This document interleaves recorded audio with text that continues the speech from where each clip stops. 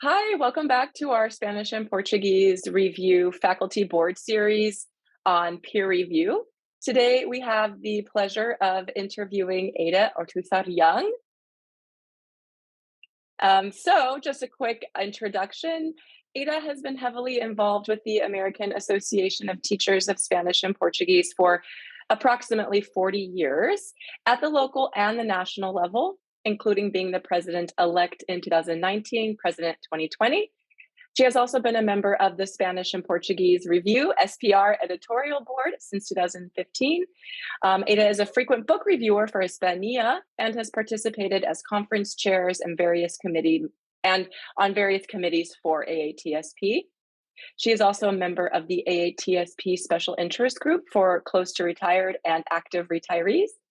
Ada is a professor emeritus of Spanish from Drew University and has over 40 years of teaching, including junior high, high school, and at the university level. While at Drew University, Ada held 3 terms as the Spanish department chair, 1 term as director of Latin American Studies, and 1 term as member of the Dean's Council.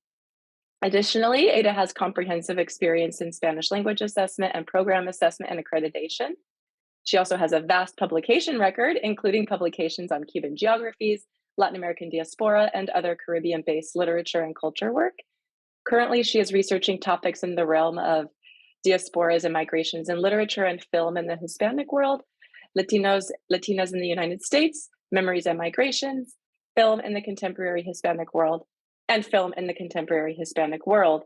So, for all of these reasons and more, we are excited to welcome a longtime AATSP member and very experienced expert and scholar to chat with us today about peer review. So, thank you for being with us. Thanks, Lillian, for the invitation. I think this is a wonderful project, and I hope we can shed some light that will help the students, graduate students, that submit papers to the journal, and it will help them. It will guide them in some way as to what is the process, what to expect, and maybe some tips on how to produce a better paper, from the beginning. So I really appreciate this opportunity, and I hope I can be of help, in some way. Yeah, exactly. Yeah, thank you. That's exactly our objective for this discussion. So we'll hop right into our first set of questions, and these are about your own process for reviewing a paper. So the 2 questions that are in this realm are, what is your own process for reviewing a scholarly paper or manuscript, and about how much time do you take to complete a review of a submission? Yeah. First of all, I only accept reviewing papers in areas that I'm very familiar with, and areas that are really, up to date, and that I know how the paper that I will be reading or reviewing will fit into the general scholarship, So I think this is important, and that will also impact on the time, and the process, and what Yeah, that's true. Yeah. First, when I get the paper, I do a very, very fast reading, extremely fast, just to get a general sense of what the paper is all about. I mean, does it make sense? What are a few of the main points? And is the bibliography up to date? What is the topic of the paper? And what and the author, what is the general sense of the scholarship? What is the paper, contributing in some way? So this is extremely general, a general reading to get a sense of what's going on, and what the student is saying, Usually, I do not do the reading in the evaluation in one sitting. What I do is just read it the first time. I just think about it a little bit, try to process it, and then I do a second reading that is very detailed, And in this reading, I look at, first of all, how well the paper is written. Is it clear? Is the language appropriate for the audience? That is going to read it, that's going to be using it. Remember that, as author, we might think we write for ourselves, but in effect, we are writing for our readers, So if we cannot communicate well with the reader, then it's no point in writing the paper, So I think that's extremely, that's good advice. The communication is extremely, and usually at this level, you don't get a lot of papers with grammatical errors, but occasionally you get typos. You get a paper that doesn't flow, that doesn't make the point clearly, So I, will this be useful to a reader in particular who is researching this particular topic, and to the scholarship in general, someone who may not be as familiar with the topic, but still would like to get into it, So I think this, how a paper is written, I think is extremely, extremely important, And then I go point by point and I underline a lot, So I usually, I'm of the old school, so I still don't print out the paper. I print out the paper, nice. I do it. Some people do it online, and then sometimes I'm getting used to do that too. But I actually print it out, and I start underlining or highlighting or making notes on the margin of what the paper is all about. So really, I'm coming with an outline. As you look at it, you're producing an outline of the process, of the point by point, of the main ideas of the paper, and how do they transition? How do they go from one to the other? Another thing is coming back to the writing, is the student, the graduate student, well acquainted with the terminology that we need for the particular scholarship. That means is that person, that a student up to date? Up to date and familiar, so we can start establishing a dialogue between the student and the readers and the profession in general, So I think this is extremely important, I look at the introduction very carefully, The title, I think, is extremely important and something very hard to do. I struggle with that many times as well. Is this title catchy, and is this something that will attract the reader? After all, that's the first thing that we see when we read a paper. When we see a paper. That's true. We see the title, and I said, is this title brief, concise, attractive, and something that readers say, okay, I'm going to read it. I'm going to read this paper. This sounds very interesting. I think the introduction is also extremely important, because you really have to be able to tell the reader, what this paper is all about, and what you're going to focus and try to prove. So I think, and writing an introduction, given the fact that you don't have a lot of space, you have to do it briefly and right then in the beginning, I think it's not easy. So many times I would like to see papers that have a very good title and a very good introduction. Okay, yeah. And I think this is really helpful for the reader. Now, so I go by point, I see what are the main points. I see the logic, the transition from one paragraph, from one point to the other, and just go slowly, and all that taking like notes or the underline. It's like a schema, it's like an outline. Exactly. What you would read it to. And then I go to the bibliography. And the bibliography, I think, is important too, because, this is research. This is based on research. And there's a whole body of research out there that as students and as scholars, we have to be familiar with. So I think I look at that and see, is it up to date? Is it considering, what's going on in the scholarship? How thorough is it? Occasionally, I find that students, the graduate student, may be missing a particularly important work, that I think is really critical to understand the topic, And is that something that you'll suggest to them? Say that I we will suggest that you check this paper out. Yeah. Right. So I said, consider this, and this will go in the comments. Consider this, and how will this fit? What is your reaction? How does it fit with the other sources that you have including and using your paper? So I think that is important too. And then after that, you look into ask the questions that, well, has the author succeeded in accomplishing what he or she promised in the introduction? So I think, was the writer successful, and really able to communicate something and also contribute something. Yes, exactly. Is he summarizing all the sources, summarizing all the things that is out there, or is really criticizing and establishing a dialogue and see how the particular work that the graduate student is working on, how is that fitting, to the general scholarship, Then I usually put it aside, I put it aside and, I don't know for how long. And then after that, I look after this preliminary, but I think very thorough reading at this point.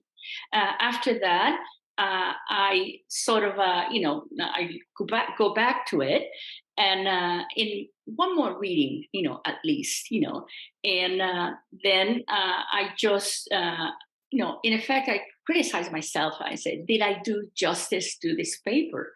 Did I really, did I really understand, because sometimes we have our own ideas and our own, way of looking at things, the idea that the student may be proposing could very well be very different from my own ideas, and my own approach. Yeah.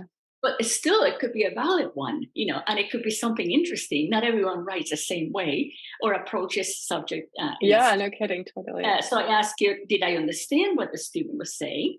And did I do justice, to the student, in terms of, yes, I understand it. I can provide feedback, with this, and so on, So that's basically,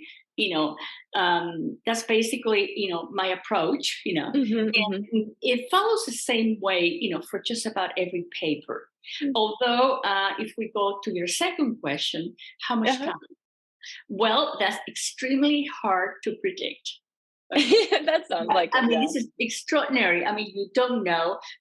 It varies tremendously from paper to paper, and just by the nature of the SPR journal, these are graduate students, and for some of them, this might be, the first paper that they submit to a journal, and for others, they have been submitting and getting feedback from different sources. So when they submit this particular paper, they might say, well, they know what to do, or they have a better sense of what to do. So it really, the quality of the papers varies tremendously. Yeah, that makes sense. And I really appreciate what you said about this sort of, I'm outlining a couple of points from all of these really, really amazing points that you've been making, where you want to be looking out for students, making sure that are they acquainted with the proper terminology in the field that they're writing and researching in? Is their bibliography thorough enough? And then also keeping in mind this critical evaluation of, are you doing justice to the paper? I think there's so many different parallel intersections there where you want to be critical of what they're producing, but also support their goals at the same time. Yeah. So I was kind of curious, in the graduate student sort of perspective, which you've brought up, which is super important for Spanish and Portuguese review, because we have graduate students, yes.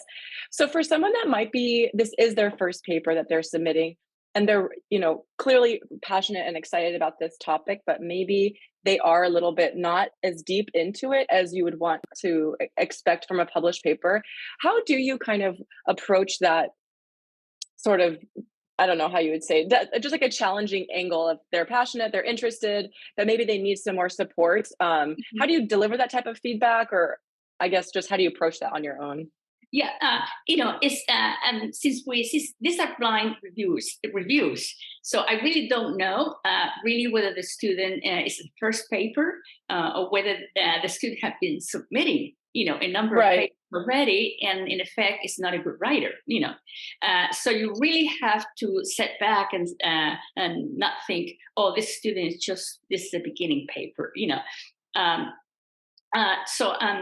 I feel that just have to put that aside, and see how can I be of help, Yeah. So Exactly. in a way, you have an obligation to the student, as a reviewer, we're in effect like mentors. I mean, Yeah. Oh, yeah. I remember when the Spanish and Portuguese review was conceived, I think, around the time that I was on the executive council, now the board of directors of the AATSP. And one of the discussions at that time was that there is a need for someone who still is not quite ready to publish in a journal like Hispania, but still need to have, get their feet wet and starts, communicating with the profession, contributing, at the same time. So I think the nature of the AATSP is something, not the AATSP, the SPR. Yeah. Right. It's something that you have to keep in mind, every minute that you're reviewing, is this a paper of a really well-seasoned, experienced writer? In most cases, it's not, Yeah. But the fact is that the reason why we exist, the reason why the journal was created, was in effect to help in this transition from graduate student papers to the more established and well-known journals. So I think it's extremely important, and we have to keep in mind that all the time, as we review it, the nature of the papers that we that we review, etc. Right? So really, the feedback, the time I spend with the student or with the paper, it really varies tremendously. And that I don't do it in one sitting, because that's really important. Feel better, it makes me feel better to put it aside, and ideas always jump up. You have an epiphany all of a sudden. Yeah. I think that supports what you said earlier too about, am I understanding what their goal is with the student? Am I doing justice? I don't think it would be totally fair to give them your one judgment with just one pass. Right. Exactly. We all have our biases, our interests, our way of doing things, but I think when it comes to something like this, the profession benefit for a lot of people that will be doing things completely different from you, and it's different approaches, and it still will be interesting and contributing, to the scholarship. So I think there's a challenge for me and for the profession in general. Our biases and our way of doing things aside, and try to see this paper as for its potential, what it really can offer, what it really can contribute, but always keep it in mind that it's not really, this is a beginning writer, at a professional level, and I enjoy that tremendously. Somehow, and I think I'm not the only one, I talk to other reviewers, and we feel important in the sense that that we're really mentoring and training future generations. And whatever I have learned on the past 40 years or whatever it might be, could be useful to someone else who is beginning right now. So awesome. I think and I see that at the core of the AATSP. The AATSP, as I look, you go on the conference and you participate. There are people of all ages, all approaches, all styles. Yeah, definitely. And so I think it's a continuity, that we're establishing here. Definitely. Yeah. I agree. Thank you. Just to pivot a little bit to the next sort of chunk of questions, although there's a lot of crossover here.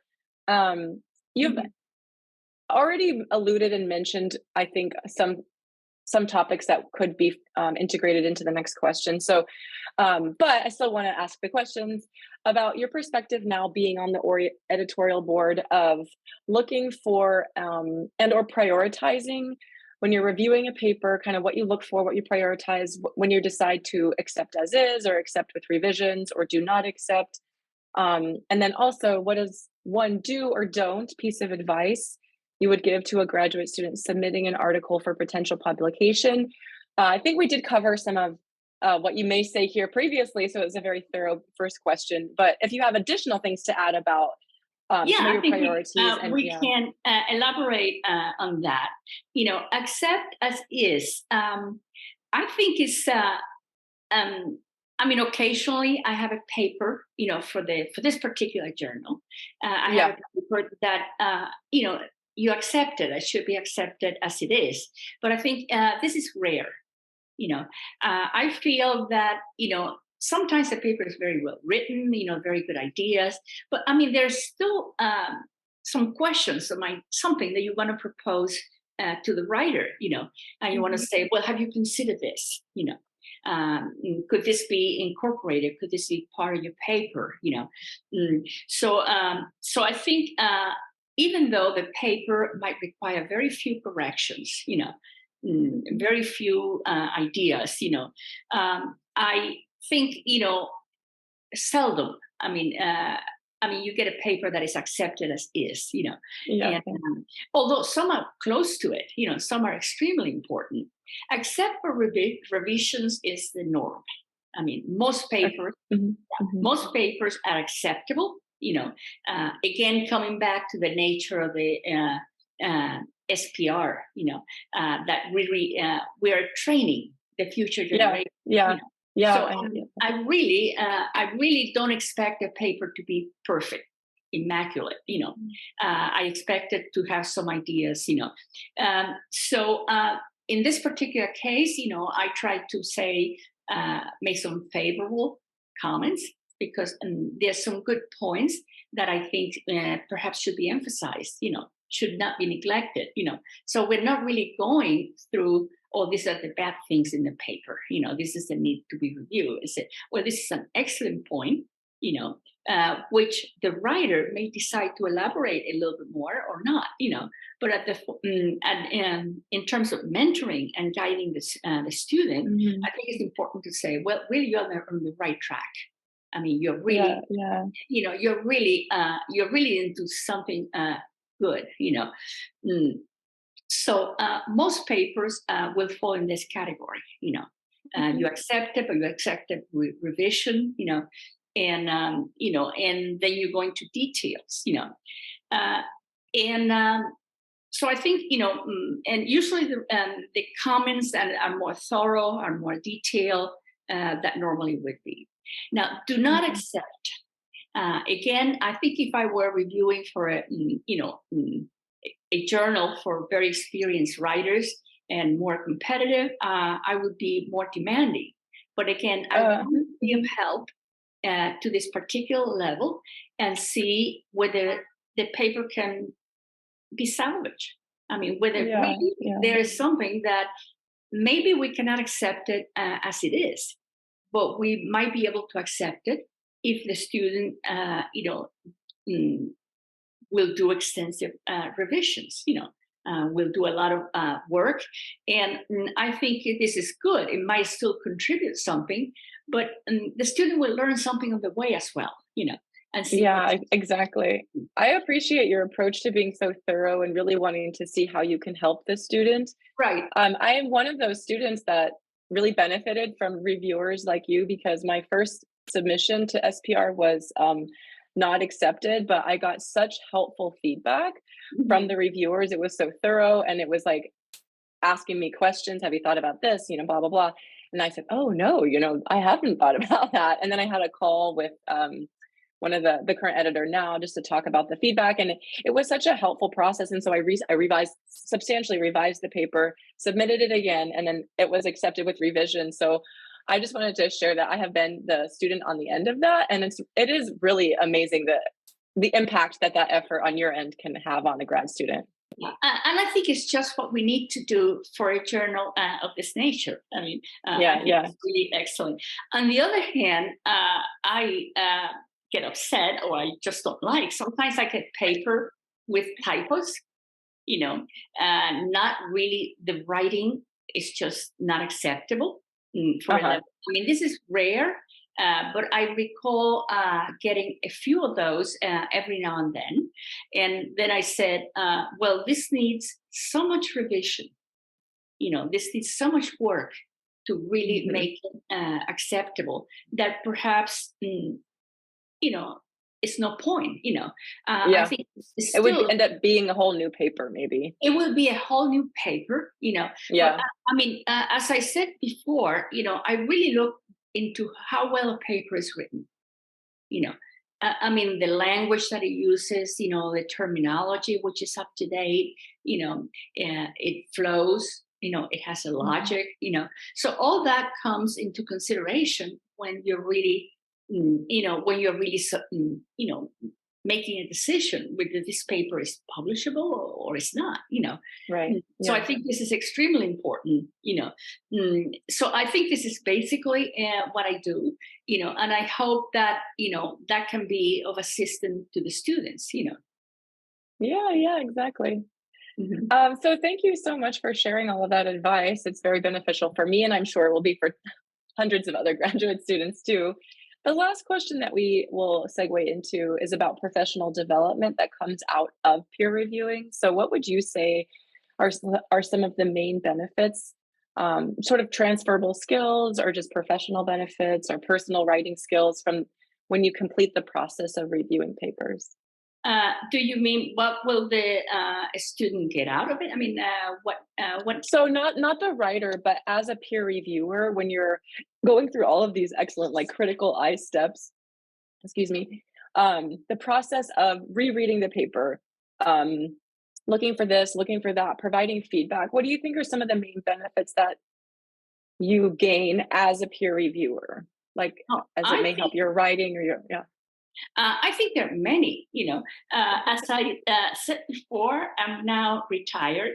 Actually, I used to do this when I was teaching, for many, many years, So, I mean, this is something I really like to do, and I really like to work with the new generation of professors, the generation. I think it's such a privilege, to be able to do so.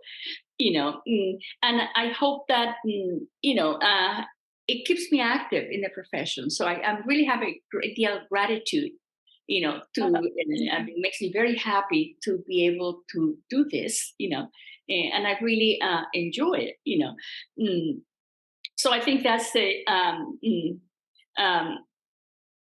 so that's basically, what I get out of it. I mean, this is an unpaid job, but you really get paid so much in so many other ways, it's really fantastic, And I hope that, the graduate students will feel that way too, Another point that perhaps I should have made before, I think another thing that might benefit the graduate student in the writing is to be familiar with this process as we are doing now.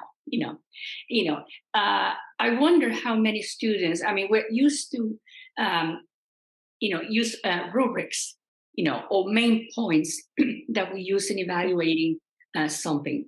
So I wonder whether graduate students, as they read, one thing before they submit the paper, they should say, well, how is this paper going to be reviewed? How is it going to be, read? Who's going to read it? And what are the questions that, reviewers look at? Specifically, the style, the documentation, the innovation. So if a student, and, I don't propose the general web, internet, or scholarship, although you find you have access to papers and a lot of other things, in the internet. So it's fantastic, and I use it every single day. There are other things that you can also well, yes, things that you cannot get from the internet, but there are things that you can. For example, I noticed that some journals and some, places post the points that they're used for review. I mean, yeah. it's basically a rubric. It's basically a rubric, and the introduction, the methodology, what are the topics, have I covered that? So I think it might help the graduate student after he or she has finished writing a paper and is about to submit it. Is, well, let me look at the rubric, what this reviewer might be using, either intentionally or not, and see whether I did accomplish everything, and that would be important. The other thing, as the last thing, and I don't want to forget, sometimes I review for a variety of journals and a lot of things. Sometimes I wonder whether the students are familiar with the journal that they're submitting to. Yes. That is I find surprising. I find surprising, and coming back professionally, I find surprising from my experience in general. Even when I was department chair, some candidates submitted, we have a job opening, and the student was submitting a form letter that was probably sent to 50 other universities, the same letter, and it makes you think that, well, this person is not familiar with my institution, or if it's a journal, that person is not familiar with the journal itself. So I think one last point that it didn't fit in the other categories, but I think it should be like a priority. Before you submit a paper, is what is the importance of this journal? Of this journal? What is its place? In the professional, world. What kind of papers do they accept? Who submits there? Is this for real beginners, or is it really for seasoned scholars? And even the discipline and specific topic too. I think you need to be doing research about that. Yeah. So I think many times I've wondered whether the author has really considered is the Spanish and Portuguese review the best place for this particular paper. And in effect, that will impact into the previous questions that we were talking about. Yeah, exactly. That's a really good point. Yeah, accept, not accept, it might be a very good paper, but then you said, well, this is not what we do. This is not what the SRP is all about, So I think that is another consideration. So I really definitely recommend for before submission, use a rubric or a rubric type document and test yourself, sit back and examine your writing, your approach, what you have done, and see. And this might be hard to do because, it's hard to criticize yourself. It's hard to hard look, at yourself. But on the other hand, in graduate school and as we start the profession and later, we read a lot, and we get a good sense of what is good writing and what is not, Right. Yeah, definitely. So I think we can be somewhat, we can be critics of our own work. We really can examine and say, well, maybe I didn't do as good a job as I could have done, So that and familiarizing yourself with the journal. That would be that would be the other point that as a last recommendation. Okay. Coming That's back, excellent advice. I have a lot of gratitude to the AATSP. I think what the SPR is doing is at the core of the mission of the AATSP. The fact that, we nurture, there's a sense of nurturing and mentoring, collegiality that I think is part of the, AATSP. And of course, the journal provides that too, Thank you so much for sharing that. I'm obviously newer in this journey, but within my 4 years that I've been a part of AATSP and Spanish and Portuguese Review, diving in more and more every year. I totally agree with that, and I appreciate that. Still, after so many years later, you're just a true testament to that. So thank you for all that you've contributed. Okay. Yeah, it was Okay. very nice talking to you. Yeah, thank I you. hope I can be of help, Yeah, to absolutely. Already, yeah, been I of hope I help. can be of help. I mean, it's important to know when you submit a paper, how is it going to be evaluated? I mean, who's going to review it? And I mean, and in a way for us as a reviewer, I mean, can I be of help? I mean, basically, I mean, that's the major question. And also, am I holding the standards of the profession? I mean, Yes. yeah, am I really making sure that we are guards? We're really, we want to make sure the profession goes on strong, open, and, new ideas, evolving with time, Yeah. So I think this is so important. And I hope that, the journal and us, the reviewers and yourself, we all can, contribute, and keep doing that. Yeah. Awesome. Thank you. Well, I so much appreciate your help, your discussion, and your time, and all of your very great insights. So thank you so much for joining us. And I really appreciate that you're doing this. And thanks so much, for the work. You're welcome. And best wishes to you and all the graduate students in their future career. Yeah. Thank you so much. Okay. Good to see you again, and hopefully we'll be in touch soon.